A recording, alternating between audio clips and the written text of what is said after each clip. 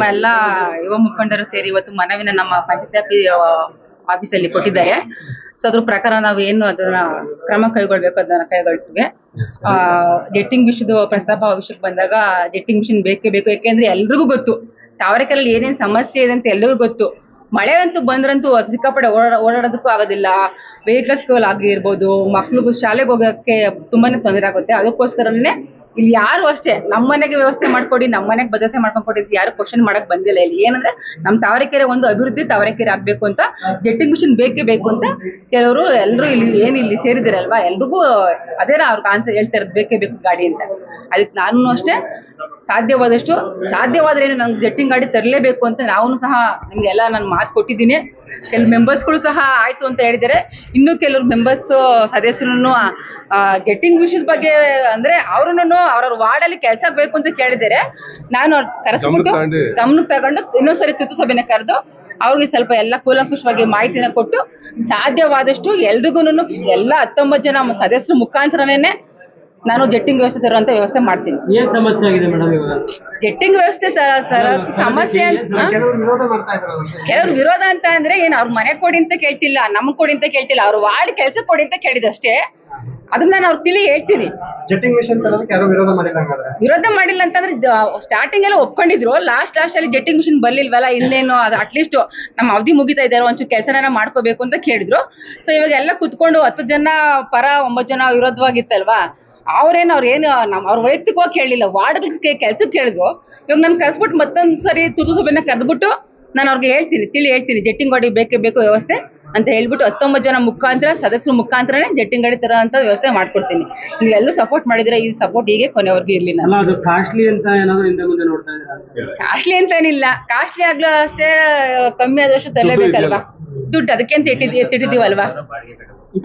ಈಗ ಒಂದ್ಸರಿ ಜೆಟ್ಟಿಂಗ್ ಗಾಡಿ ಏನಾದ್ರು ನಮ್ದು ತಾವರೆಕೆರೆ ಬ್ಲಾಕ್ ಆಯ್ತು ಅಂದ್ರೆ ಒಂದ್ಸರಿ ಒಂದು ಕಂಪ್ಲೇಂಟ್ ಆದ್ರೂ ಓಕೆ, ಒಂದೇ ಅಮೌಂಟ್, ಒಂದ್ ದಿನ ಫುಲ್ ಆ ಕಂಪ್ಲೇಂಟ್ ಆಗ್ಲಿ ಅಷ್ಟೇ ಅಮೌಂಟ್, ಒಂದು ಕನ ಬರ್ಲಿ ಅಷ್ಟೇ ಇದಾಗುತ್ತೆ. ಅದ್ರಲ್ಲಿ ಈ ಮಳೆ ಅಂತೂ ಬಂದಾಗಂತೂ ಸಿಕ್ಕಾಪಟ್ಟೆ ನಮ್ ತಾವರೆಕೆರೆ ಅಂತೂ ಓಡಾಡೋದಕ್ಕೆ ಆಗೋದಿಲ್ಲ. ಸೊ ಅದಕ್ಕೆ ಸಾಧ್ಯವಾದಷ್ಟು ತಾತ್ಕಾಲಿಕವಾಗಿ ನಾವು ಮಾಡ್ಕೊಂಡು ಬರ್ತಾನೆ ಇದೀವಿ. ಎಲ್ಲೂ ಪೂರ್ಣವಾಗಿ ನಾವು ಸಂಪೂರ್ಣ ಮಾಡಕ್ ಆಗಿಲ್ಲ ಅಂದ್ರೂ ತಾತ್ಕಾಲಿಕವಾಗಿ ನಾವು ಮಾಡ್ಕೊಂಡ್ ಬರ್ತಾನೆ ಇದ್ದೀವಿ.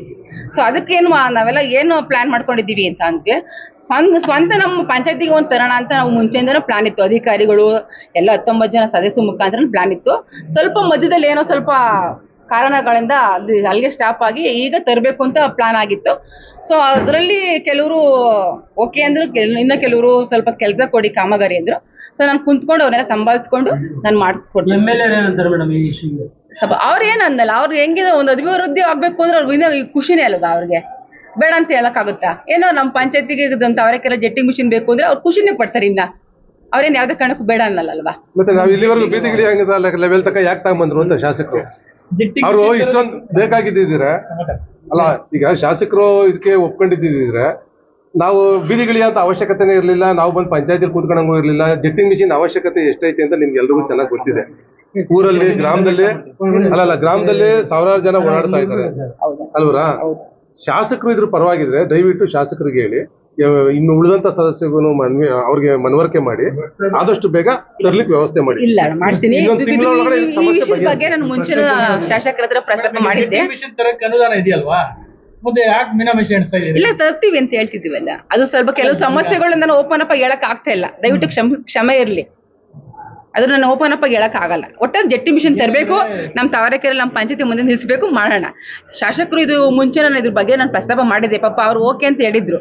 ಇನ್ನೊಂದ್ಸರಿ ಹೋಗಿ ಅವ್ರ ಕಚೇರಿಗೆ ಹೋಗಿ ಭೇಟಿ ಮಾಡಿ ಹೇಳ್ತೀನಿ ನಾನೆಲ್ಲ. ಈಗ ಪಿಡಿಒ ಬಗ್ಗೆ ನಮ್ಮ ಕೃಷ್ಣಮೂರ್ತಿ ಅವರು ಹೇಳ್ತಾ ಇದ್ದಾರೆ ಸರಿಯಾಗಿ ಕೆಲಸಕ್ಕೆ ಬರ್ತಾ ಇಲ್ಲ ಅಂತ. ಇದ್ರ ಬಗ್ಗೆ ನಿಮ್ ಗಮನಕ್ಕೆ ಬಂದಿಲ್ವಾ? ಸಾರ್ವಜನಿಕರು ಫೋನ್ದಾಗೆಲ್ಲ ಸಾರ್ವಜನಿಕ ಮಾತಾಡೋಲ್ಲ ಅಂದ್ರೆ ಏನಂತ? ಇಲ್ಲ, ನನ್ ಗಮನಕ್ಕೆ ಬಂದಿತ್ತು.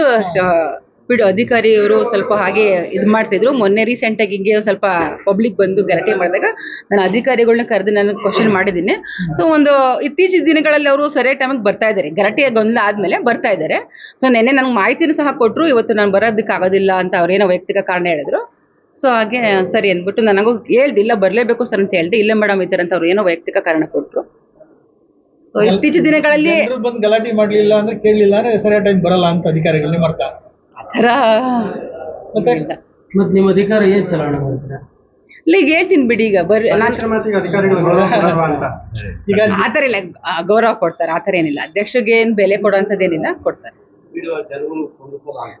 ಕೆಲವ್ರಿಗೆ ಸಹ ಅದನ್ನು ನನ್ಗೆ ಮಾಹಿತಿ ಬಂತು, ಪಬ್ಲಿಕ್ ಸಾರ್ವಜನಿಕರು ಸ್ಪಂದಿಸಲ್ಲ ಅಂತ ಗಮನ ಕೊಟ್ರು. ಇದ್ರ ಬಗ್ಗೆ ನಾನು ಅಧಿಕಾರಿ ಹತ್ರ ಮಾತಾಡಿದೆ. ಆಯ್ತು ಮೇಡಮ್, ಇನ್ ಮುಂದಕ್ಕೆ ಸಂಭಾಳಿಸ್ಕೊಂಡು ಹೋಗ್ತೀನಿ ಅಂತಾನು ಅಧಿಕಾರಿ ನನಗೆ ಹೇಳಿದ್ದಾರೆ. ಆಮೇಲೆ ಹೋಬಳಿ ಕೇಂದ್ರ ಇದು ಸರ್ಕಾರಿ ಆಸ್ಪತ್ರೆಯಲ್ಲಿ ಡಾಕ್ಟರ್ಗಿಲ್ಲ ವರ್ಷಗಟ್ಟಲೆಯಿಂದ ನಿಮ್ ಗಮನಕ್ಕೆ ಬಂದಿದ್ಯಾ? ನೀವು ಯಾರಾದ್ರೂ ಖಂಡಿತ ನನ್ ಗಮನಕ್ಕೆ ಬಂದಿದೆ. ಸೊ ಈಗ ಏನಪ್ಪಾ ಅಂತ ಅಂದ್ರೆ, ಈಗ ಎಲ್ಲಾ ಇದ್ದು ಬೈಸಾಜ್ ಏನೋ ಅನಿವಾರ್ಯ, ಒಂದು ಟಿಂಚರ್ ಇರಲ್ಲ ಆ ಟೈಮ್, ಒಂದು ಟಿಂಚರ್ ಇರಲ್ಲ ಅನ್ಕೊಳ್ಳಿ, ಅದ್ರಲ್ಲೇ ಇದು ದೊಡ್ಡ ಪ್ರಸ್ತಾಪ ಆಗೋಯ್ತು. ನಾನು ಒಂದು ನಿಮಿಷ ಡಾಕ್ಟರ್ ಅಲ್ಲಲ್ಲ ಹೇಳಿದ್ದು ಡಾಕ್ಟರ್ ಬಗ್ಗೆ. ಅವರು ಇತ್ತೀಚಿನ ದಿನಗಳಲ್ಲಿ ಮಹಿಳೆಯರಾಗಿರೋದ್ರಿಂದ ಅವ್ರದ್ದು ಗರ್ಭಿಣಿ ಆಗಿದ್ದಾಗ ಅವರು ಅಲ್ಲಿ ಲೀವ್ ಅಲ್ಲಿ ಇದ್ರು. ಸೊ ಈಗ ಮತ್ತೆ ಬಂದಿದ್ದಾರೆ. ಆಮೇಲೆ ಸಾಲಿದ್ಕೆ ಅಲ್ಲಿ ನಾನು ಹೋಗಿ ಅಲ್ಲಿ ಅವಾಗ ತಿಂಗಳಿಗೊಂದ್ಸರಿ ಹೋಗಿ ಸರ್ಕಾರಿ ಶಾಲೆಗಳಿಗಾಗಿರ್ಬೋದು, ಗೌರ್ಮೆಂಟ್ ಹಾಸ್ಪಿಟಲ್ಗಾಗಿರ್ಬೋದು ಹೋಗಿ ವಿಸಿಟ್ ಮಾಡ್ತೀನಿ. ಮಾಡಿದಾಗ ನಾನು ಅಲ್ಲಿ ಸ್ವಲ್ಪ ಒಂದು 5 ನಿಮಿಷ ಕೂತ್ಕೊಂಡು ಅಲ್ಲಿ ಕೂಲಂಕುಷವಾಗಿ ನೋಡಿದೆ, ಅಬ್ಸರ್ವೇಷನ್ ಮಾಡಿದಾಗ ಅಲ್ಲಿ ಸ್ವಲ್ಪ ಪಬ್ಲಿಕ್ ಕೂತ್ಕೊಂಡಿದ್ದಾಗ ಅಲ್ಲಿ ಸಿಸ್ಟರ್ಗಳಿಗೆ ಬೇರೆ ಬೇರೆ ವ್ಯವಸ್ಥೆನ ಅಲ್ಲಿ ಆಗ್ತಾ ಇರಲಿಲ್ಲ. ಸೊ ನಾನು ಏನು ಮಾಡಿದೆ ಅಂದರೆ, ಇಲ್ಲೇ ನಮ್ಮ ತಾವರೆಕೆರೆಯಲ್ಲಿ ಎನ್ಲೇಟ್ ಕಾಲೇಜ್ ನರ್ಸಿಂಗ್ ಮೆಡಿಕಲ್ ಕಾಲೇಜ್ ಇದೆ. ಸೊ ಆ ಮಕ್ಕಳುಗಳನ್ನ ನನ್ನ ಪ್ರಿನ್ಸಿಪಲ್ನ ಕರೆದ್ಬಿಟ್ಟು ಭೇಟಿ ಮಾಡಿ ಅವ್ರ ಹತ್ರ ಡೈಲಿ 3 ಮೆಡಿಕಲ್ ನರ್ಸಿಂಗ್ ಮಕ್ಕಳುಗಳನ್ನ ನಾನು ಕಳಿಸ್ತಾ ಇದ್ದೀನಿ ಹಾಸ್ಪಿಟಲ್ಗೆ. ಸೊ ಅಲ್ಲಿ ಹೋಗಿ ವ್ಯವಸ್ಥೆ ಅಲ್ಲಿ ಎಲ್ಲ ಮಾಡ್ಕೊತಾ ಇದ್ದಾರೆ.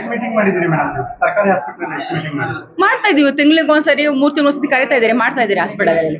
ಎಷ್ಟು ಹೆರಿಗೆ ಆಗಿದೆ ಈ ವರ್ಷ ನಿಮ್ ಗಮನಕ್ಕೆ ಇದೆಯಾ? ಹೆರಿಗೆ ಹಾಸ್ಪಿಟಲ್ ಸ್ವಲ್ಪ ಎಲ್ಲ ಅದು ಐಟಮ್ಸ್ ಎಲ್ಲ ಇರ್ಬೇಕಲ್ಲ ಹೆರಿಗೆಗೆಲ್ಲ.